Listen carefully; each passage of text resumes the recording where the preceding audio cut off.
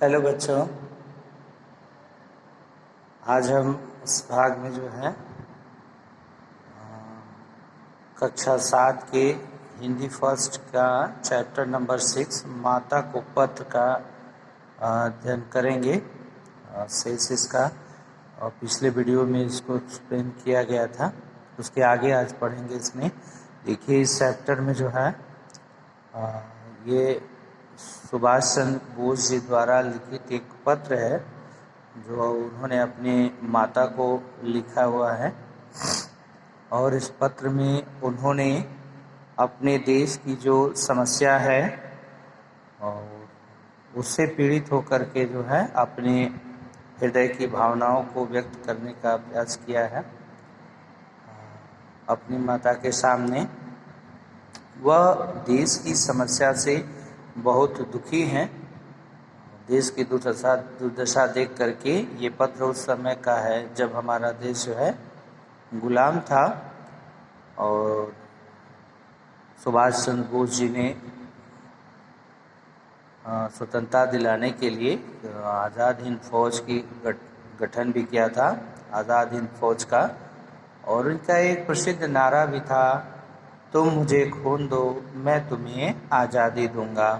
इनका प्रसिद्ध नारा था जो इन्होंने नाविकों के लिए आह्वान किया था, यानी तुम मुझे खून दो मैं तुझे आज़ादी दूंगा। तो खून देने का आशय ये था कि इन्होंने नाविकों का आह्वान किया था कि तुम अपने आप को हमें समर्पित करो, उस देश को समर्पित करो, मैं तुम्हें स्वतंत्रता दिलाने का प्रयास करता हूँ।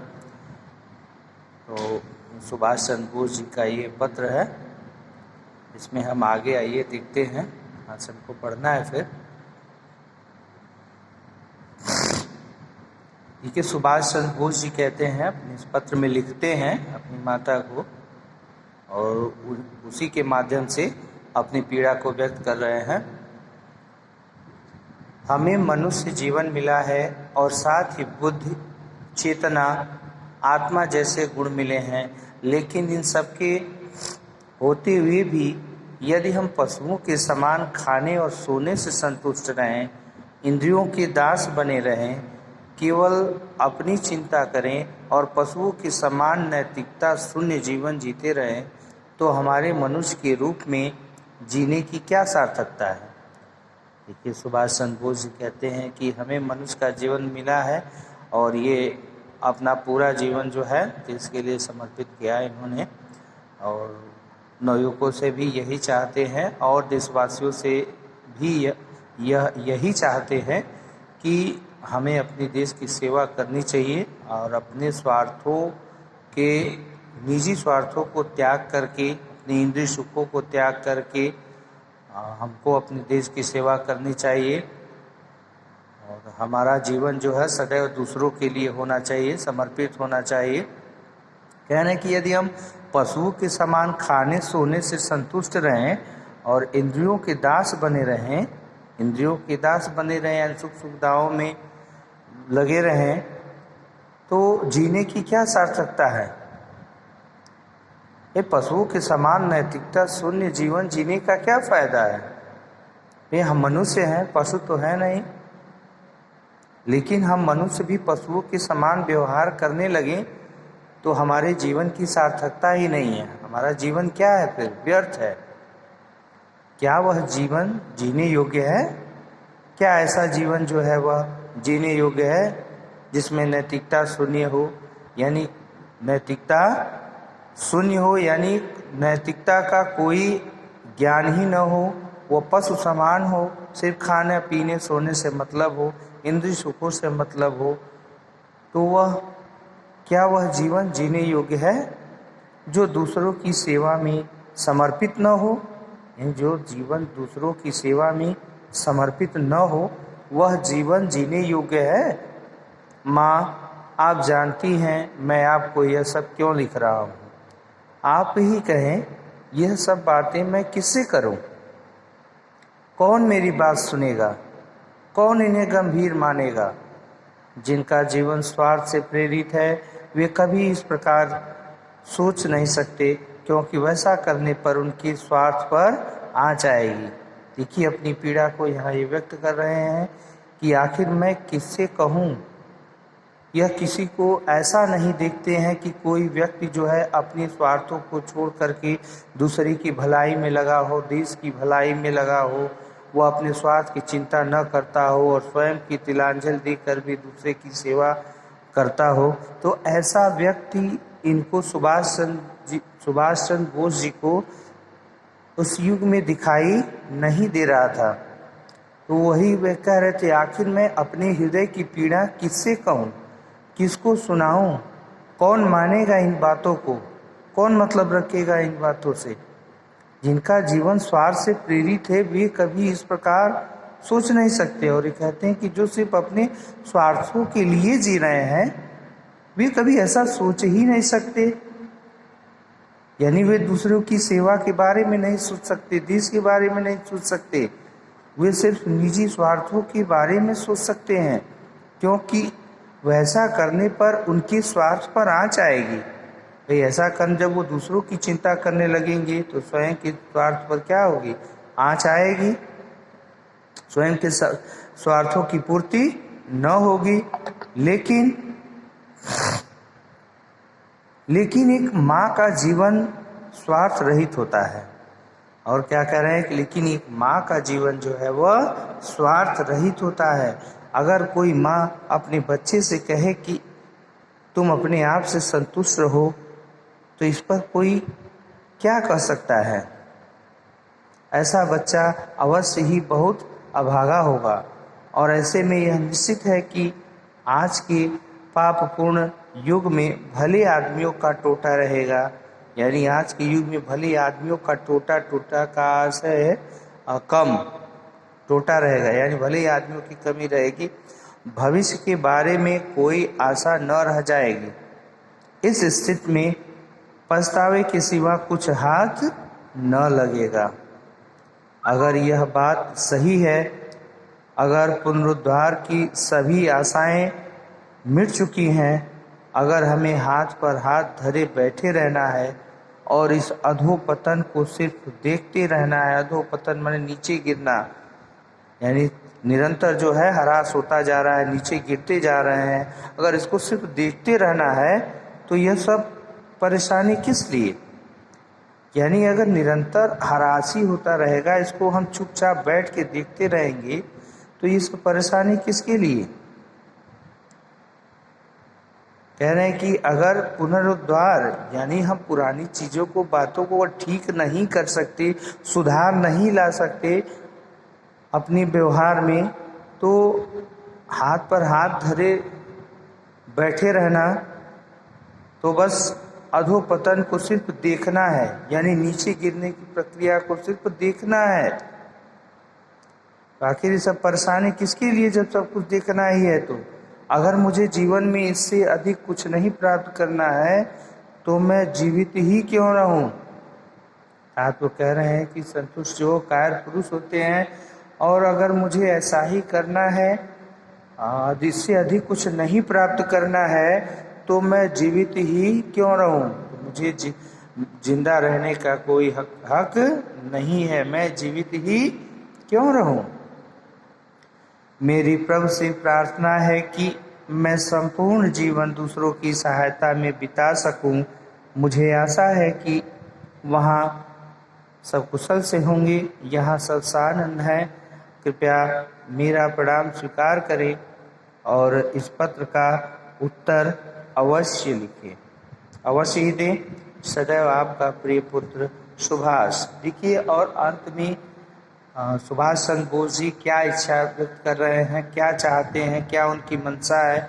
वो अपना सारा जीवन जो है वो प्रभु से प्रार्थना करते हैं कि हे प्रभु, मेरा सारा जीवन जो है वो दूसरे की भलाई और सहायता करने में व्यतीत हो सके।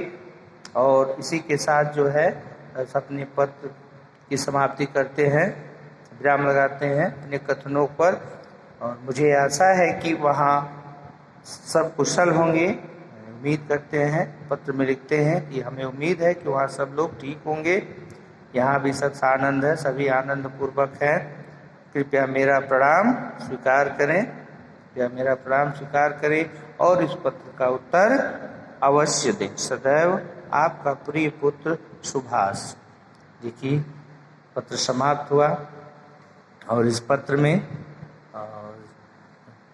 जो कि उन्होंने अपने माताजी को लिखा है और उसी के साथ उसमें जो है तत्कालीन परिस्थिति से परेशान होकर के, उससे चिंतित होकर के उन्होंने अपने हृदय की भावनाओं को, उठ रहे ज्वार को जो है वो पत्र के माध्यम से माता के सामने व्यक्त किया है। वो कहते भी हैं कि और मैं किससे कहूँ, और उनको कोई और दिखता नहीं है क्योंकि सब लोग जो है अपने स्वार्थों की पूर्ति में लगे हुए थे, पशुओं की भांति खाने पीने, इंद्रिय सुख सुविधा इसी की तलाश में थे और किसी अन्य चीज़ की ज़रूरत उनको नहीं थी। मानवता क्या होती है, मनुष्य क्या है, उसका जीवन कैसा होना चाहिए, नैतिकता क्या है, इन सारी चीज़ों से किसी को कोई मतलब था नहीं था।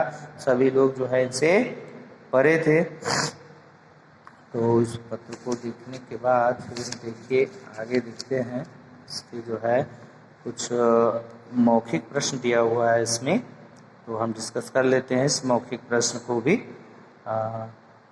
देखिए यह पत्र किसने किसको लिखा था, यह पत्र किसने किसको लिखा था। तो यह पत्र सुभाष चंद्र बोस जी ने अपनी माता को लिखा था। ठीक है। अगला प्रश्न है सुभाष जी की चिंता का विषय क्या था। सुभाष जी की चिंता का विषय क्या था। तो सुभाष जी की चिंता का विषय जो है तत्कालीन परिस्थितियां थी। वह देश की स्थिति को देखकर चिंतित थे कि कोई व्यक्ति आवाज़ नहीं उठा रहा है और सभी लोग को बस खाने पीने की चिंता है, इंद्रिय सुख की चिंता है, किसी को भी सबको अपने स्वार्थ की चिंता है, किसी को भी अपने देश की चिंता नहीं है और दूसरे व्यक्तियों की चिंता नहीं है। अगला प्रश्न है आर्यों ने किस धरती की शोभा बढ़ाई थी। आर्यों ने किस धरती की शोभा बढ़ाई थी। तो आर्यों ने इसी धरती की, हिंदुस्तान की धरती की शोभा बढ़ाई थी, भारत की धरती की शोभा बढ़ाई थी। अगला प्रश्न है समाज में किन चीज़ों का बोलबाला था। तो समाज में किन चीज़ों का बोलबाला था। समाज में बस स्वार्थ पूर्ति और पशुओं की तरह बस खाना और इंद्रिय सुख से मतलब था और लोगों में जो है वह